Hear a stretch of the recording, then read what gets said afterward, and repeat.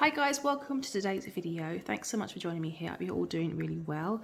So today I wanted to do a roundup of all the fragrances I've been really enjoying lately. I've had quite a tight rotation that I've been sticking to just of late for some reason. I don't know why, but there's just certain fragrances that I'm in the mood for, so I'm rotating them, and it's quite a tight rotation, like I'm sticking to them. So it's almost like me showing you my dent in a way, because they're all fragrances that are getting quite a big dent in them.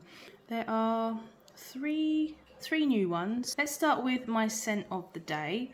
So today I decided to pull out one from Ormande, and this is Tafe Rose. So this is actually quite a warm but quite light-hearted rose fragrance. There's nothing really much like it that I've got. There's a slightly plasticky edge to the scent of the rose, which is weird, but I find that is what is quite appealing in here. There's amber. I found this to be quite chocolatey today. For some reason, the mixture of those rich dates, the note of dates in here, which is obviously that dense fruit, which is quite dark fruit. I get a lot of that today, and it almost is chocolatey. And that's what gives it this beautiful, rich warmth, I think. But overall, it's still quite a light-hearted rose scent. I just really enjoy it. So that is one that I wore today, and I'm really enjoying. So I'm going to probably continue to keep that in my rotation. So yeah, that is Tafe by Ormande. I think it could be because the weather's getting much more mild. It's not quite so like the North Pole as it has been. So this just seems to work for today. Another one I'm pulling for an awful lot actually, and I'm really enjoying it, is this beautiful little creation from Thomas O'Brien from the channel Ouch 110, and this is his creation Fawn, and I keep pulling for this. This is nothing like what I normally wear. This is a white floral aldehydic aromatic kind of fragrance, but there's just something about the blend and the character of Fawn that just keeps me coming back and wanting to smell it over and over again. And Fawn represents the first of a few fragrances that are actually taking my nose into a sort of new territory, which is a good thing.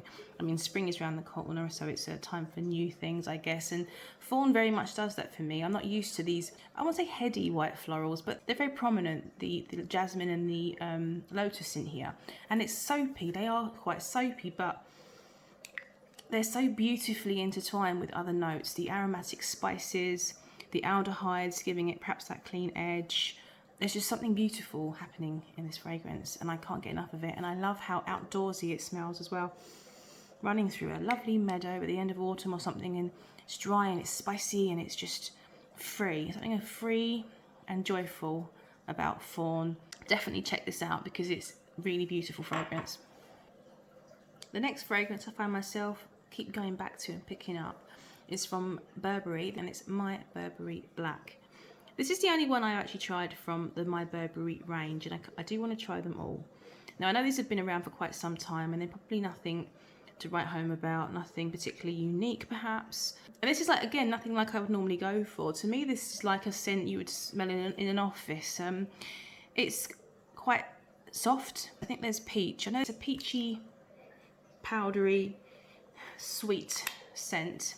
I suspect there's a musk in here, giving that soft, powdery, fluffy sensation. It's something you probably would find in a lot of other designer fragrances, and it does have that synthetic designer characteristic that could be found in other fragrances. When it dries down, there's this very slight element of something like celery, which sounds bizarre and odd and maybe not very nice, but I don't mind it. But at the moment, I'm enjoying this sweet, powdery, fluffy, peachy, soft and quite versatile scent. Really versatile actually. So yeah, that is My Burberry Black. So next up, we've got quite a sweet, indulgent little number, and I'm including it because it's actually the one I wore for Valentine's Day and Valentine's evening, and I've sneaked wears ever since because I'm kind of craving it since Valentine's. So this is by Panah London. This is Pink Marc de Champagne Truffle. So it doesn't look like there's anything gone. I have some sort of optical illusion happening here, but it looks like I haven't sprayed anything. I have. You don't need a lot of this. It's very, very sweet, very decadent and quite rich. So this is a boozy chocolate raspberry fragrance. So the scent is made to replicate the taste of a pink Marc de Champagne truffle. Quite an expensive, indulgent little truffle. I find this to be raspberry dominant. I think that's the note that really does come forward first. It's very closely followed by this boozy, syrupy chocolatey scent. It's a very thick scent. It's very opaque. You know, it's quite heavy and, like I say, quite indulgent. And actually, it does remind me of a raspberry ruffle, which is the milk chocolate sweets we get here, which have that pink raspberry ruffly centre, and they're really lovely actually. But that's what that reminds me of. It is so delicious, and this is why I keep stealing little wares of this ever since, being self-indulgent, wearing this here and there. But yeah, beautiful fragrance, and obviously a lovely one to wear for Valentine's. So that is by Panah London, and that is Pink Marc de Champagne Truffle. So next is a fragrance that I've been obsessed with. It's probably the one I have been wearing the most. It's a 2020 release from the House of Dior, their Privé line, and this is Oud Rosewood. So I did film myself doing the unboxing of Oud Rosewood, so if you haven't already, by all means do check that out. You can see how much I've been enjoying this. Something I find incredibly addictive about this fragrance. So it's quite a straightforward, simple, woody oud scent. The oud is actually more prominent in the beginning. It's very, very sharp actually. That sharpness in the beginning, it's almost like pickles, like, you know, that's the kind of oud that you're going to get in the beginning of this. But as it dries down, it gets much more dry and woody, like freshly chopped wood. And there's this very subtle pink quality running through it. Slightly fruity pink quality. Now there is rose and quince in here, which is giving it that fruitiness. It's very, very savoury. And it's that savoury quality that I find so addictive. It's like, you know how savoury a cheese cracker is? That you want to have something like a pickle with it to cut it a little bit. That's the kind of thing I have with Oud Rosewood. Not that this smells like cheese. Now this is said to resemble both the Purple Oud and the Ombre Nuit from the same line. I've heard reviews saying that it takes the best parts of both those fragrances and displays them in this one. For some reason, it's ticking boxes for me at the moment. I guess I love rosewood, elegant but understated way that Dior present a lot of their fragrances in their Privé line. This does disappear on me after a few hours, unfortunately, but it doesn't stop me loving it. I really enjoy this one. So again, that is Oud Rosewood by Christian Dior. So the next three are newer fragrances, but I've got two honourable mentions before we get into those. They're both samples, and they're ones that I am enjoying currently. The first is a sample from the House of Dusita, Paris, and it is Ducia di Siam. There you go. Now I've had this sample for about 2 years. So I did try this 2 years ago. I've changed my mind on fragrance so much within 2 years. And for whatever reason, whether I've seen maybe pictures pop up on Instagram, I'm not sure, I suddenly started thinking about it. This is an exotic, not tropical, but exotic rose fragrance. I have to say I love the House of Dusita. I love the concept. I love the bottle designs, how beautiful they are. The creator, Pissarra, her dad was a well-known poet, and her fragrances are like an olfactory translation of each poem.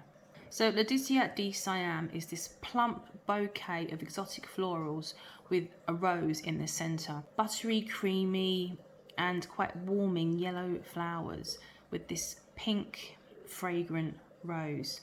In the opening of this scent, there's actually quite a strong, almost dirtiness. I think that's why I dismissed it 2 years ago. It's almost like a dirty honey, and I really don't like honey. Almost, can you imagine like this big fluffy bumblebee, its bottoms covered in pollen, and you've got that scent in your, like, you've got your nose literally up against his bottom of pollen in the flower. That's the image I get with this. It's a very strong polleny honey kind of a scent, but it softens out to this stunning bouquet of pink and rich buttery yellow exotic florals. It's just beautiful, and it's very evocative of being in this, I don't know, this exotic paradise surrounded in all these beautiful flowers. So it's fair to say that I'm going to be craving a bottle of this fragrance because this sample is completely empty. So my next sample I'm going to talk about is a fragrance that I'm very lucky to have. It's a very recently launched fragrance, and I think it's very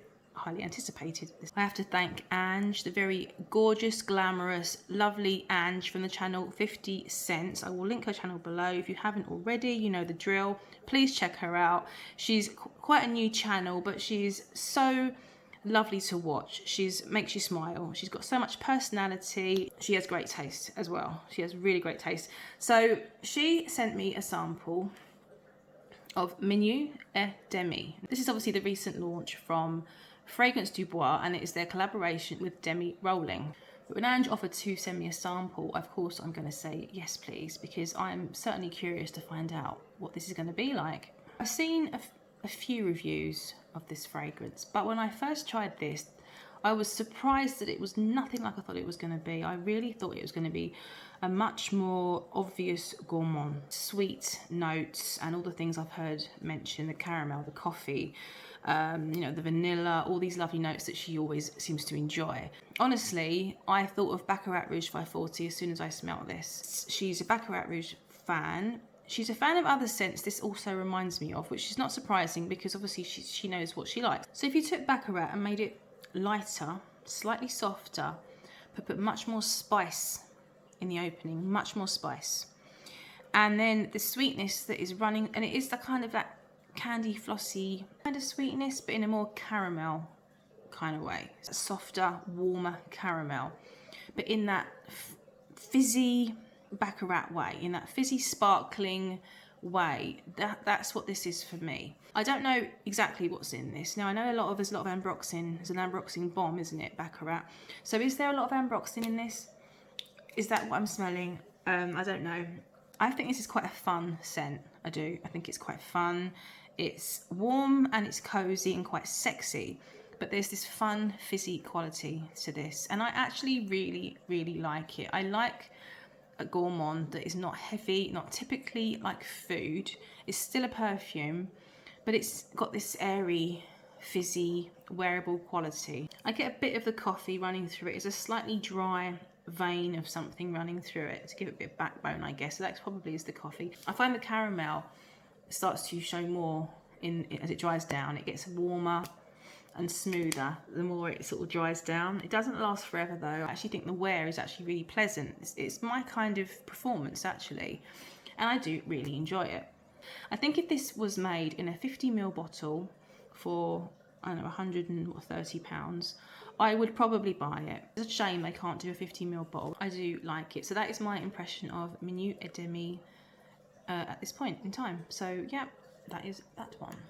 So next up is another new one that I finally bit the bullet on. I've been wondering about this one. Well, I've tried this one a few times and I liked it. It's a cheapie, but it's very popular and I have been really enjoying it. So this is Ragba by LaTarfa. I bought this for £11.89 on Amazon. This is a vanilla and oud fragrance. You've got incense in here and a note of sugar in here. So it's very simple. It's a very simple scent. Sweet, airy, light, uncomplicated oud. And I haven't got any background or knowledge on the quality of the ingredients in here. Like I say, it's very simple. But you do get that incense spice very subtly, but it's in there. It's giving it enough character, enough going for this that makes it very enjoyable. It's not overly sweet, despite there being this note of sugar, and the vanilla makes it you know, enjoyable and cozy. And I actually enjoy wearing this before I go to bed. I spray this on me before I go to bed. There's just something cozy but sleep inducing and calming and reassuring about Ragba. I don't know what it is, but that's what it does for me. It's Ragba by LaTarfa. So next is a fragrance I bought about 3 weeks ago, and it's from the indie house of Rosa Salas. So Rosa Salas is a perfume company based here in the UK. In fact, small world. It's literally in the next borough from me. It's a website only shop, which obviously I will link below. Rosa Salas do many fragrances that are inspired by other fragrances. They also do their own unique creations. The fragrance I actually purchased is one called Amethyst, and this is how this is the packaging, this is how it arrives, and it comes lifted up like that so that you have the name presented before you, but obviously you can push that down if you want to store it. This column like packaging, it's very tightly, snugly fitting in there, And here we have the bottle. This is the 50ml. They also come in 30ml. And this reminds me of, if you've seen the original Superman, the 1978 original Superman, the scenes where he's pulling out crystals from his icy cavern home really remind me of this bottle. When you have it in your hand, it's this lovely long, like a long crystal kind of bottle, and it's heavy, it's really gorgeous. So that's just where my mind goes when I look at this bottle. It's just, I think of Superman. Anyway, so Amethyst is the fragrance they have created. It's been inspired by Herod from Parfums de Marly. I have actually sampled Herod. I have tried that one, and it just didn't perform very well on me. I found it underwhelming. It could just be me. I know it's a very popular fragrance from the House of Parfums de Marly. So like Herod, this is a spicy tobacco-based fragrance. For me, I think this is its own, it stands out as its own fragrance, but so much more personality and depth. I'm going to spray this again actually because I love the opening of this. It's got a lovely sprayer as well. There's a massive spice bomb in the opening. I love how spicy this is, and I think there's cinnamon and I think it's pink pepper in here, and you really get all that in the opening, but right beneath that spice is the most delicious fruity tobacco. I don't believe there's any fruits listed in this fragrance, but it's fruity. It's almost maybe appley as well, but I think there's more like a plum nuance of fruits in here. And the tobacco that it's wrapped up in is so soft. And it's so cozy, it's beautiful, it's so enjoyable and quite inviting. All the things I spoke about with Minuit et Demi and having that addictive, really spicy opening and that cozy base that it has, I feel like this is scratching that itch. They're not the same, but they are definitely in the same category of fragrance, that kind of, that spicy, cozy, gourmand-ish style. The sweetness in here do take it into quite a gourmand style tobacco. For me, Amethyst is the standout fragrance from Rosa Salas for my tastes, but I have enjoyed everything I've tried from this brand. I highly recommend that you check them out. So that is Amethyst from Rosa Salas. So last but definitely by no means least, my last fragrance here is one that I am absolutely addicted to. So if you've heard of the House of Kilian, then you've definitely heard of Love Don't Be Shy. Yes, I have joined the hype train on Love Don't Be Shy. Is it still hyped? I think it is, isn't it? It's been hyping for about 2 years since Rihanna wore it for the Grammys or some such. But if it is still hyped, then I have jumped on the back of the train, and here I am with Love Don't Be Shy. And Love is another big example of me going into new fragrance territory. So my very good friend Jon Snow, who is very generous, and actually he is Mr. Kilian. He's got the most impressive Kilian collection of anyone that I've seen. But he very generously sent me a sample of this, and I think both of us weren't expecting me to enjoy it. I still can't believe how much I love this fragrance. It really is like nothing else I've got. Got this for Valentine's Day for my husband. So this is not the bottle. The bottle is, I think it's 50ml, and it's 185 pounds. It's very, very expensive. You've got different options, which is really fantastic. You can buy a travel spray with a refill. You can also buy the travel spray with 3 refills, or you can buy the bottle. So you've got options and just how much you want to spend. This is the travel spray with 1 refill.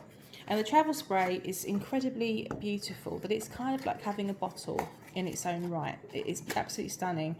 And being that you can get refills means you don't really need to have the bottle unless you really want it. So this is obviously the outer casing, and it has the white embossed detailing on 2 sides with the K for Kilian on the top. And you take that off and you have the first of the refills. It's ever so tight, and I've already gone through half of that already, and you get the second one that's just there, which is tucked down like that. So that's the second one. So Love Don't Be Shy is part of their narcotics collection, and they weren't kidding with this one. Once I start spraying it, I can't stop. I literally can't stop. A marshmallow and orange blossom bomb. It's like orange blossom bubblegum. Thick, opaque and sweet.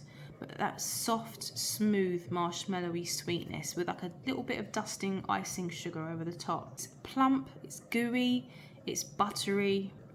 It's almost obnoxious in its orange blossom and marshmallow, and then softens out. And it's so, like I say, gooey and buttery. I just want to dive into this scent and stay there forever. There's something very young and bubbly and joyful. The way it's blended, the way everything's mixed together to become this one plump scent, it's so smoothly done. It is my current favourite that I have. So there you go, Love Don't Be Shy by Kilian. And that completes the current roundup of fragrances that I have been loving lately. Hope you've enjoyed the video, guys. Let me know if there's any fragrances that you are obsessed with at the moment. I'd really love to know. Anyway, that is all. Take care. Thanks for joining me, and I will see you again on my next one. Over and out.